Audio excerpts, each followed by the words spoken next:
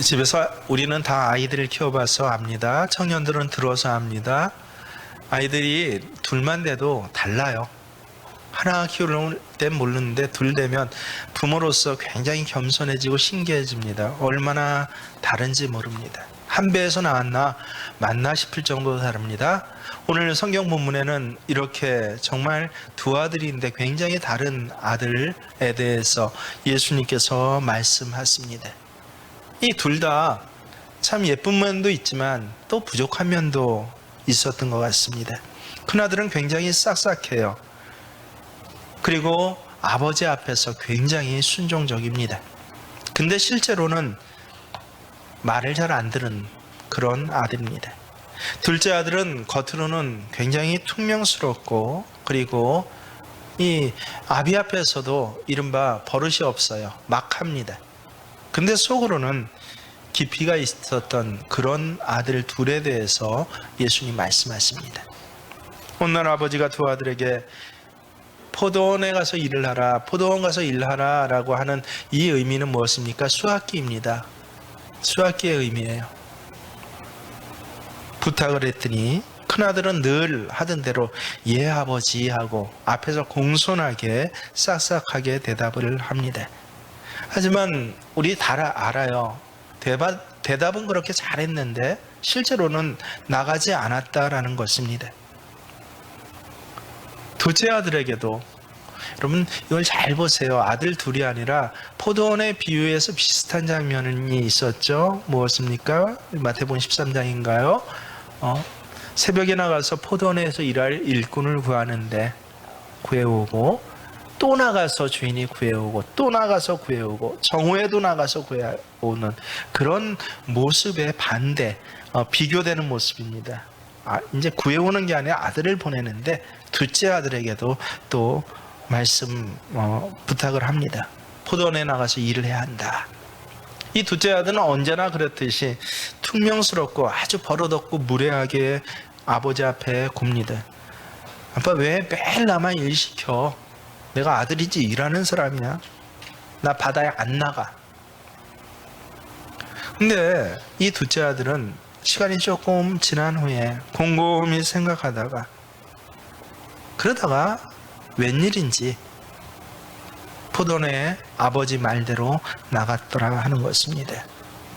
그래서 저는 한때 저만 이런 생각을 했는지 알고 아주 저 스스로를 기특하게 생각한 적이 있습니다. 근데 이 신학을 공부를 계속 깊이 하고 신학사를 공부하다 보니까 내 머리에서 새로운 것이 나오는 게 없구나라는 것을 알고 겸손해졌는데 셋째 아들이 있었으면 참 좋겠다라는 생각을 했습니다. 뭐예요? 첫째 아들처럼 아버지 앞에서도 공손하고 예의가 있고 그리고 둘째 아들 플러스 해서 실제 말만 공손한 게 아니라 실제 아버지 뜻을 잘 따라서 나가서 일하는 셋째 아들이 있었으면 얼마나 좋겠습니까? 그래서 우리 셋째 아들 됩시다라고 그렇게 한때 한두 번 제 목회 기간 중에 이 본문을 갖고 설교한 적이 있었는데 그래서 굉장히 뿌듯해했어요. 근데 나중에 보았더니 그것도 대학원 거의 졸업하고 나서 이제 졸업할 쯤에 논문 준비하면서 봤더니 아니 저하고 똑같이 셋째 아들 됩시다 한 사람이 언제부터 있었는지 아세요? 주후 310, 한 10년 20년부터 나오는 교부들이 그런 말을 했더라고요. 지금으로부터 몇 년 전에 1700년 전에요.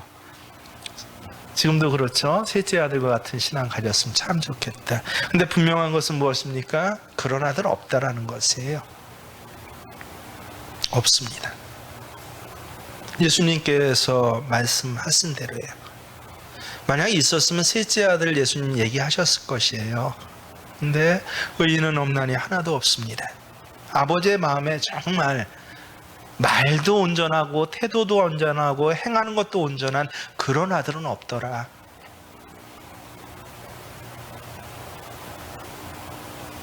오늘 예수님 말씀은 둘 중에 하나의 모습을 우리가 갖고 있다는 것입니다. 어떤 이상적인 셋째의 모습을 예수님 바라시는 거 아니라는 겁니다. 아들이 둘이 있는데 장단점이 있어요. 온전한 의인은 없더라라고 하는 것입니다. 참 한편에서 어떤 것은 참 잘하는데 뭔가 부족한 것 같아요. 이 부족한 면이 각자 갖추고 있는 이 두 아들의 모습이 바로 저와 여러분의 모습입니다. 예수님께서 이 말씀을 하시면서 부족한 점, 너는 이게 부족하고 너는 이게 부족해 지적하시고자 말씀하시는 것 아닙니다. 그래서 제가 아주 깊지만 정말 정확한 질문을 오늘 몇 가지 드립니다. 오늘 말씀을 저는 수백 번 읽었습니다. 그리고 큐티도 굉장히 많이 했습니다. 큐티 할 때 예수님이 나한테 이 말씀을 하시면 어떨까? 뭐 이런 큐티를 가장 기본적으로 하지 않습니까? 그럴 때 제가 제일 많이 큐티한 질문 중에 하나가 뭐냐면 이 두 아들 중에 누가 아버지 뜻대로 했을까? 잘 들으세요. 이 두 아들 중에 누가 아버지 뜻대로 했을까입니다. 왜 이 질문을 잘 들으셔야 한다고 했냐면 제가 큐티를 초창기 시작했을 땐 질문을 잘못했어요. 어떻게 질문했냐면 이 두 아들 중에 누가 아버지 마음에 들었을까로 질문을 했어요. 여러분 누가 아버지 마음에 들었을 것 같습니까? 아니 내 자식 중에 이런 둘이 있는데 특징이 있다고 해보세요. 첫째는 아버지 앞에서 고분고분하고 겸손하고 예의 잘 차려요. 근데 대답한 것 제대로 못한 때가 많습니다. 둘째 아들은 아들인지 딸인지 버릇이 없어요. 퉁명스러워요. 때로는 제가 누구 뱃속에서 나은지 의심될 정도예요. 그런데 가끔가다 속이 깊어서 생각하지도 않은 일들 해서 아버지의 마음을 기쁘게 합니다. 자, 오늘 이 일을 두고 보세요. 이 두 아들 중에서 누가 아버지 마음에 들었겠습니까? 여러분 같으면 누구를 더 마음에 들어 하겠습니까? 솔직하게 제가 고백하면요, 저는 첫째 아들이 훨씬 더 마음에 듭니다. 제 아들이 있다면 그랬으면 좋겠어요. 적어도 나중에 자기 할 바를 제대로 못할지라도 부모님 앞에서는 어떻게 해야 돼요? 예, 알았습니다 라고 순종하는 아들. 그게 제가 가진 아마 성격과 가치관입니다. 그래서 처음에 질문을 그렇게 했을 때 굉장히 이 본문이 어려웠어요. 누가 아버지 마음에 들었을까요? 우리 권사님들은 누가 더 어느 아들이 마음에 드세요?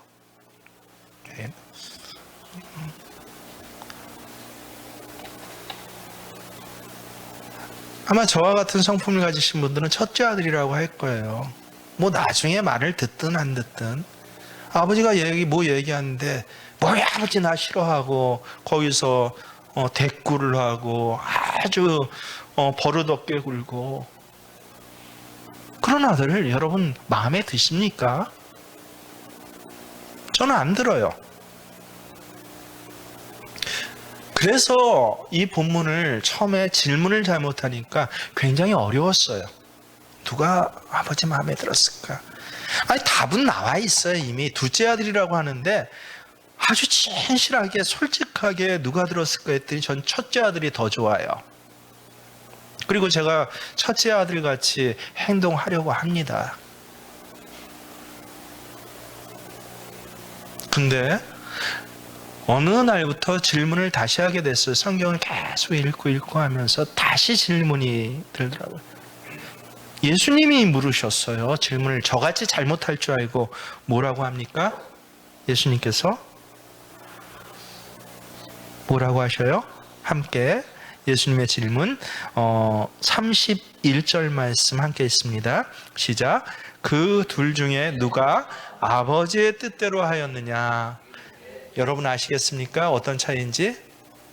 누가 그나마 좀 못나긴 둘 다 못났고 또 예쁜 분도 둘 다 있어요. 그러면 누가 더 마음에 들어? 예수님이 이 질문을 하시는 게 아니에요. 야, 누가 좀 더 낫냐? 이 질문 하시는 것도 아닙니다. 정확히 뭐라고 하세요? 누가 아버지 뜻대로 하였느냐? 세상에 신학까지 공부하고도 이 질문이 큐티를 할 때 제대로 안 보였어요. 굉장히 오랫동안.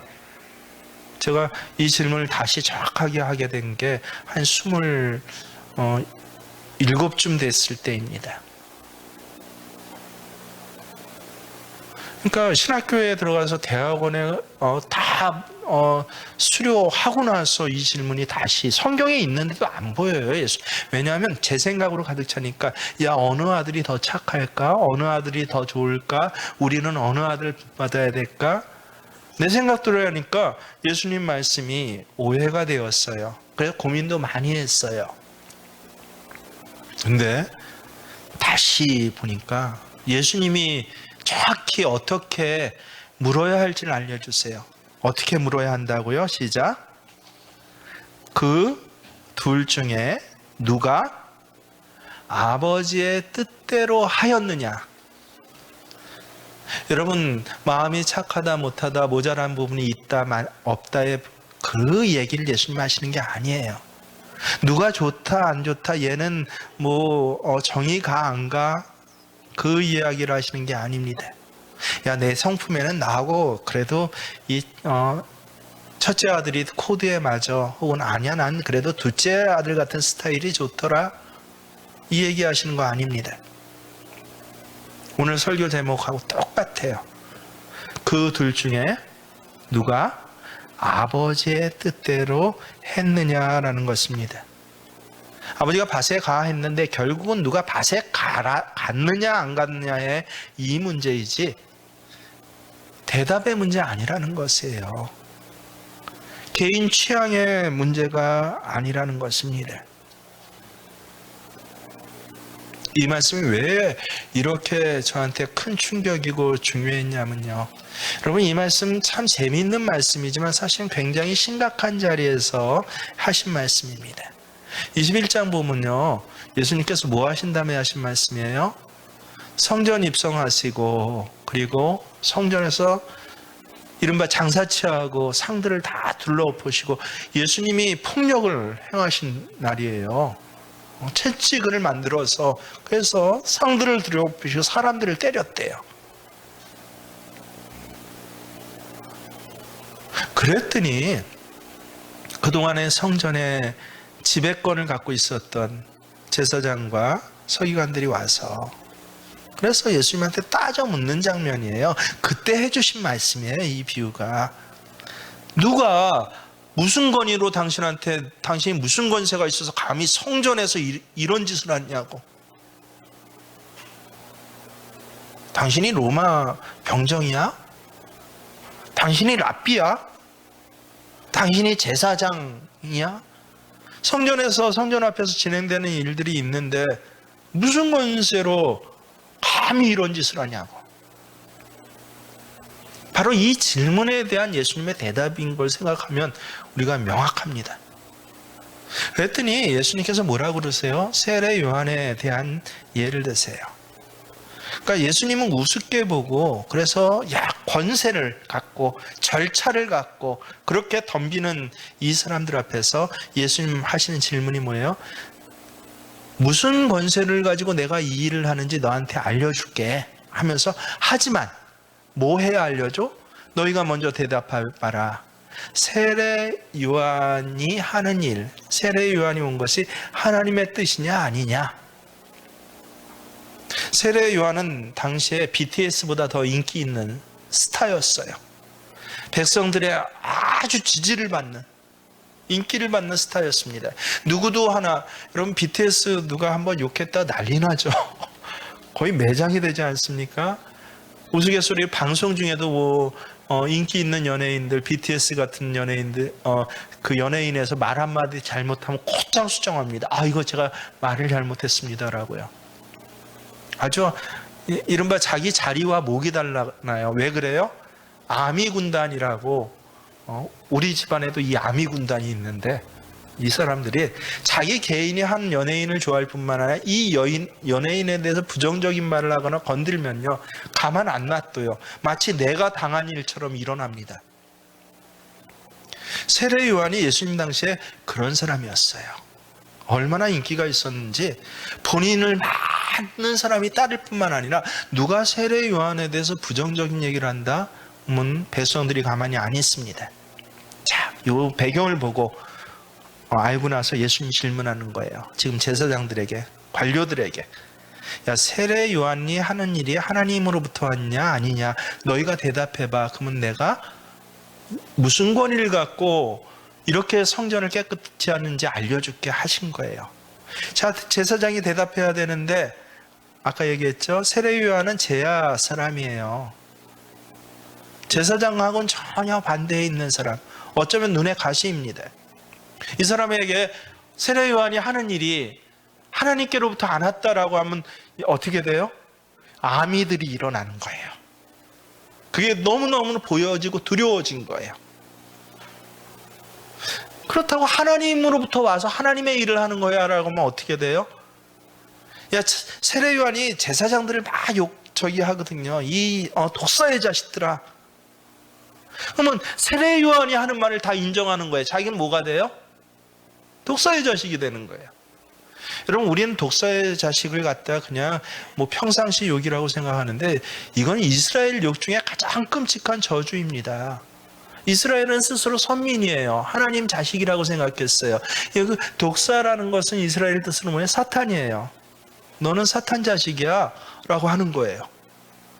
이거는 저주 중에서도, 우리나라 욕 제일 심한 욕이 뭔지 모르겠는데, 욕 중에서도 그런 욕이 없는 욕을 나한테 직접 공개 방송에서 해대는 사람이 누구예요? 세례 요한이에요. 이 사람이 하나님으로부터 와서 하나님의 일을 한다 하면 나는 뭐가 돼요? 사탄이 돼요, 사탄이. 근데 이 사람이 그렇다고, 이 사람이 하는 일은 하나님으로부터 온 거 아니야? 지멋대로 하는 거야? 잘못된 거야? 라고 하면 어떻게 돼요? 백성들이 거의 봉기하듯이 일어나요. 눈앞에 지금 백성들이 가득 차 있거든요. 꽉 둘러차 있거든요. 예수님 말씀하세요. 세례 요한이 하는 일이 하나님으로부터 왔냐 아니냐 대답해봐. 그럼 내가 무슨 권위로 이런 일을 하는지 너희한테 알려줄게. 이렇게 말씀하신 거예요. 제사장들이 대답했을까요? 못했을까요? 했을까요? 못했을까요? 못했어요. 아주 정치적인 사람들이라. 저 같으면 어떤 한 대답을 했을 거예요. 근데 이 사람들은 안 그랬어요. 못하니까 나도 너희에게 무슨 권위로 한지 알려주지 아니하리라. 예수님 말씀하시고 나서, 그런데 들을 게 있는 사람만 들어 하면서 제사장들에게 대답해 주시는 대신 누구한테 대답해 준 거예요? 이 일을? 백성들에게 무슨 권위로 이 일을 하는지 대답해 주시는 말씀을 하시면서 하시는 것이 오늘 이 두 아들의 비유다라는 것이에요. 결국은 무엇입니까? 두 아들의 비유는 야, 한 집안에 예쁜 아들, 못난 아들 있다, 이 얘기 아니에요. 야, 큰 아들은 내 마음에 쏙 들고 하는 짓이 쏙 들고, 둘째 아들은 생긴 게 쏙 들어, 마음씨가 쏙 들어, 이 얘기도 아닙니다. 무슨 뜻입니까? 무슨 권위든 뭐든 질문이 많아요. 사람이 이혼을 할 수 있습니까? 없습니까? 질문이 많아요. 하나님이 짜줘주고 사람이 나누지 못해. 질문에 꼬리를 거기 몹니다. 그러면 왜 모세, 그 위대한 선지자는 이혼할 때 이혼증서를 써주라고 했습니까? 이혼하라는 소리예요? 안 하라는 소리예요? 할 수 있다는 소리예요? 없다는 소리예요? 할 수 있다는 소리 아닙니까? 하고 예수님의 말씀에 대해서 말꼬리를 잡고 늘어지고 서로 죽자고 하고, 요새 정치인들 하는 일 그렇지 않습니까? 여러분 투표하실 때 제가 늘 한 20년 전부터 말씀드리죠. 제일 뽑지 말아야 할 사람은 누구예요? 이른바 상대방을 비난하고 비하하는 말을 주된 정치로 하는 사람들이요. 내가 뭐를 하겠습니다. 내가 나라와 국민들을 위해서 이런 일을 하겠습니다라고 얘기해야지, 누구는 뒤에 처갓집에 문제가 있대, 누구는 뒤에 자식이 문제가 있대, 누구는 뭐 있대. 아니, 선거 나와갖고 하는 말이 매일 뭐예요? 남 잘못된 거 지적하는 것들이요. 이런 사람 뽑아서 나라가 좋아지지 않습니다. 그래서 중요한 건 뭐예요? 나는 무엇 할까? 이걸 말씀하신 거예요. 예수님이 하신 말씀이요. 야, 세례의 요한이라는 것에 대해서 너희 대답해봐 해도 그런 게 머릿속에 꽉 차 있어갖고 그것 하나 대답하지 못한 게 너희잖아. 하나님이 원하시는 것은, 그러면 세례 요한이 하나님으로부터 왔냐 안 왔냐 이걸 결정하는 것이 아니라 뭐예요? 밭에 나가서 일하는 것이에요. 누가 봐도 분명하게, 여러분 첫째 아들 좋다, 둘째 아들 좋다, 생각이 다른 사람도 이 질문에는 분명하지 않습니까? 첫 번째, 누가 아버지 마음에 들었을까요? 대답 못했죠. 여러분, 저도 잘 못했습니다. 예수님 질문으로 직접 질문 드려볼게요. 누가 아버지의 뜻대로 행했습니까? 누가요? 둘째 아들이요. 어린아이들도 대답할 수 있는 거, 이게 예수님 비유예요. 들을 귀가 있는 사람은 듣고, 야, 맞아, 하나님의 말씀이 하고 박수를 팍 치면서 웃으면서 할 수 있는 것, 예수님 비유인데, 예수님 비유를 듣고도 그게 뭐야 하고 인상 찌푸리고 있는 사람들, 제사장과 같은 사람들이에요. 뭐가 들을 귀가 없어요. 안 들려요. 왜? 자신의 것이 꽉 차서. 야, 세례 요한이 하나님께로부터 왔다고 해야 돼? 안 해야 돼? 요거 갖고 고민하는 사람들이요. 예수님 앞에서도. 누가 아버지의 뜻대로 행했느냐? 하나님께서는 뭐를 보신다는 거예요? 그것을 보신다는 것이에요. 우리는 흔히 하나님이 중심을 보신다고 합니다. 맞습니다. 하나님이 보시는 중심은 그러면 마음입니까? 마음을 보셔요? 누가 아버지의 뜻대로, 누가 하나님 마음에 맞았습니까? 아니요. 그때 중심이란 것은 무엇입니까? 이른바 그의 삶의 터전이 하나님 앞에 있는지 아닌지 그걸 보신다는 거예요. 가장 우선순위. 사람이 잘난 부분도 있고 못난 부분도 있어요.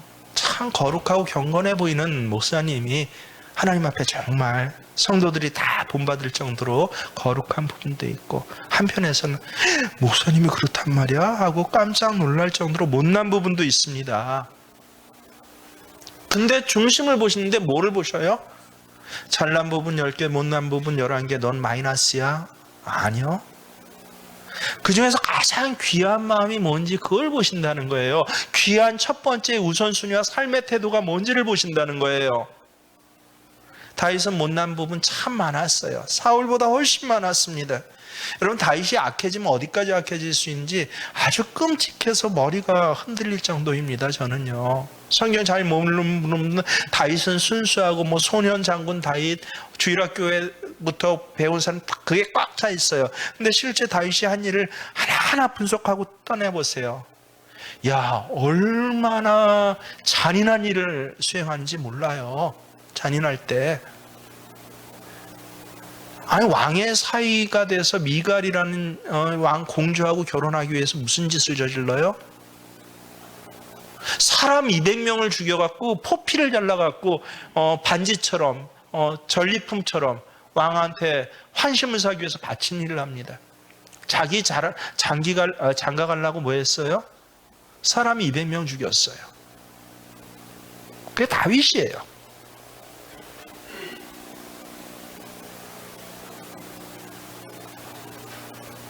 거짓말은 또 얼마나 많이 합니까? 하나님 제일 싫어하는 게 거짓말하는 사람인데, 저는 거의 이 거짓말에 대한 아주 압박이 있어요. 왜냐하면 늘 거짓말 속에서 살아왔어요. 장사하는 집에 있었기 때문에 거짓말 스트레스가 있습니다. 누가 옆에서 거짓말하는 것 들으면요, 아주 끔찍해요. 그래서 대답이라도 헛대답, 거짓말 대답 저희 집에서 못하게 합니다. 다른 건 다 저기에도 거짓말한 거 드러나면 하나하나 끝까지 제가 따집니다. 그래서 아예 말을 안 하면 몰라도 일단 말을 하면 거짓말을 해서는 안 돼요. 그런 거짓말이 아니라 그 정도가 아니라 아주 악한 거짓말들이요. 사람을 죽이고 살리는 거짓말들이요. 근데 그게 다윗이었는데 찬양을 잘 불러서 하나님께서 야, 넌 노래를 잘하니까 가수가 연기까지 잘할 필요 있어? 노래만 잘해도 되지? 그래서 하나님께서 다윗을 선택하셨나요? 아니에요. 중심을 보셨다. 다윗의 착한 부분, 하나님 보시기에 참 아름다운 부분, 못난 부분 많은데 다윗이 가장 우선순위로 시간과 물질과 마음을 통해서 행하는 것, 그 가장 우선순위 뭐예요? 하나님 보시기에 합당했다는 거예요.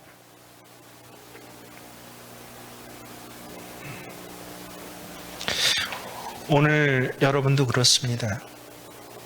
누가 아버지 뜻대로 하였느냐? 제사장의 질문들은 굉장히 어려운 질문이에요. 자, 이거 교리적으로 따지고 뭐 하면 10시간, 100시간, 어쩌면 이 제사장들은 예수님하고 막 논쟁하다, 야, 우리가 이겼어! 라고 할 결과가 나올 수도 있어요.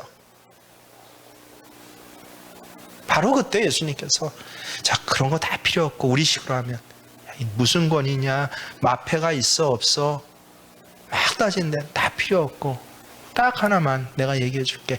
누가 아버지 뜻대로 행하였냐?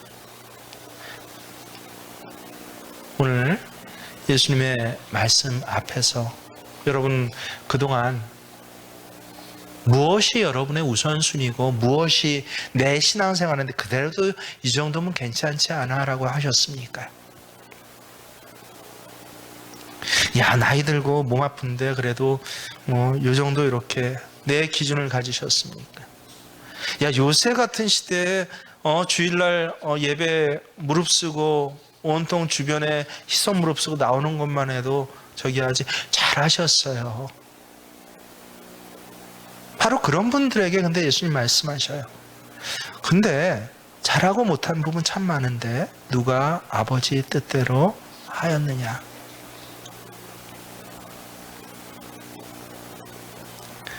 오늘 이사야서 교독문 교독했는데요.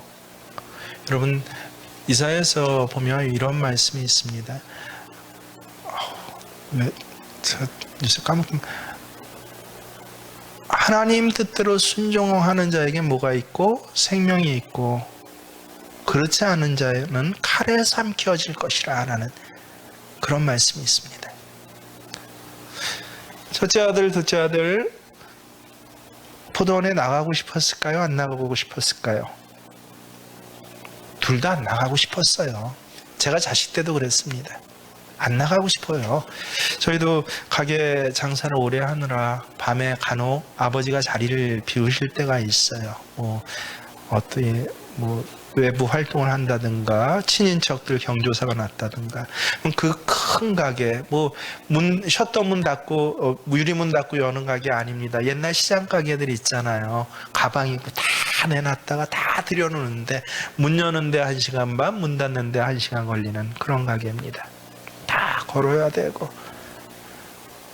그러면 어머니 혼자 그 일을 하면 얼마나 힘들어요. 나가야 돼요. 근데 첫째가 누구예요? 저예요. 둘째는 저보다 3살 어린 동생, 막내는 저보다 아예 상대가 안 되는 7살 어린 동생이에요. 야, 3살 어린 여동생 앞에 두고 야, 네가 나가. 나가기 싫어. 그런 적도 많아요. 참 부끄러운 일, 집안에서 부끄러운 모습이 저를 생각할 때 너무 많아요. 제 동생들 앞에서 지금도 그런 죄들이 하나하나 떠오르면 얼굴을 들 수가 없어요. 내 동생으로 있어주는 것만 해도 너무너무 감사하고 고마워요. 야, 그런 오빠를 어떻게 배우고 있었을까? 그래도 여지껏 오빠 사랑한다 그러고 형이라고 존경하고 어떻게 그럴까? 참 신기해요. 제 과거 모습을 생각하면요. 얼마나 못난 모습이 많은지 몰라요. 그런데 하나님께서는 어떻게 하셔요? 못난 거 뭐한 거 참 많지만 하나님이 보시는 거는 지금 누가 아버지 뜻대로 하느냐 이걸 보신다는 거예요. 놀랍게도 그 사람은 몰래요 생명으로 살리시고, 그렇지 않은 사람은 참 잘했은 부분이 더 많아요. 하지만 칼에 삼키게 될 것이라. 저는 하나님 말씀을 토시 그대로 믿습니다.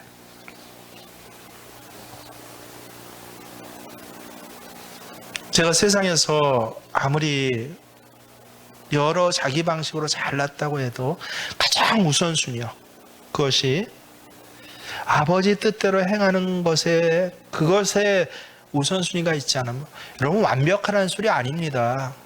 둘째 아들 완벽합니까? 저는 제 생리상 더 싫어요. 하지만 가장 우선순위, 지금 시간과 물질과 그의 정신의 가장 우선순위는 어디에 있었어요? 아버지 말씀대로 밭에 나간 것. 그럴 때 하나님께서는 그를 통하여서 첫째 아들도 같이 살리시고 집안을 살리시겠다라고 하는 것이 바로 하나님 뜻입니다. 여러분, 후반전이에요. 둘째 아들은 참 전반전 참 잘못했어요. 대답 잘못했어요. 행동 잘못했어요. 하지만 돌아와서 곰곰이 생각해보고 아버지 뜻대로 그 밭에 나갔습니다. 예수님은 이 둘째 아들을 너무 귀하게 여기시는 거예요. 아버지 뜻대로 행한 자, 하나님의 권위를 부여받은 자로까지 그렇게 대제사장들하고 맞먹을 정도로 너희보다 이 둘째 아들이 훨씬 나아. 그게 누구였다고요? 세리와 창기들이래요. 삶의 자리에 여러 가지 죄가 너무너무 많아요. 보이는 죄가 얼마나 많은 게 세리와 창기입니까? 하지만 그들은 뭐 했다? 아버지가 말씀하실 때 아버지 뜻대로 행했대네요. 삶 전체가 거룩하고 아름다운 게 아니라 야 밭에 나가야 돼 라고 하니까 뭐 했다고요? 그들은 나갔대요.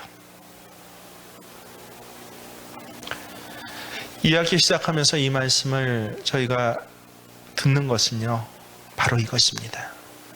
여지껏 여러분은 여러분 특성상 각기 나이, 연배, 배운 대로, 성품대로 살아오셨습니다. 강단을 통해서 오늘 말씀하십니다. 이 학기에는 야 포도원 좀 나가야 돼.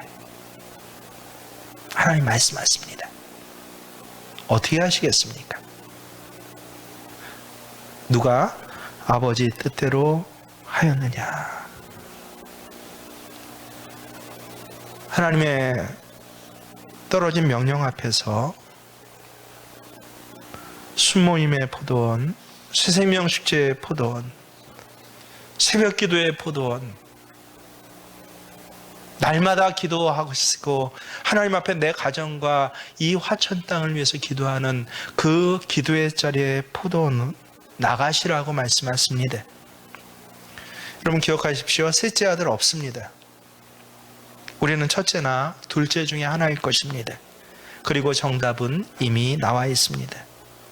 이미 실수한 것도 많고 모자란 것도 많지만요, 하나님의 말씀, 뜻을 두렵고 떨리는 말씀으로 다시 받아서 웬일인지 저도 모르겠어요. 하지만 돌이켜 다시 나갔더라 하는 이 귀한 신앙의 시간과 날들이 여러분의 9월이 되시길 주의 이름으로 축원합니다. 우리 함께 찬송가의 가사 그렇습니다.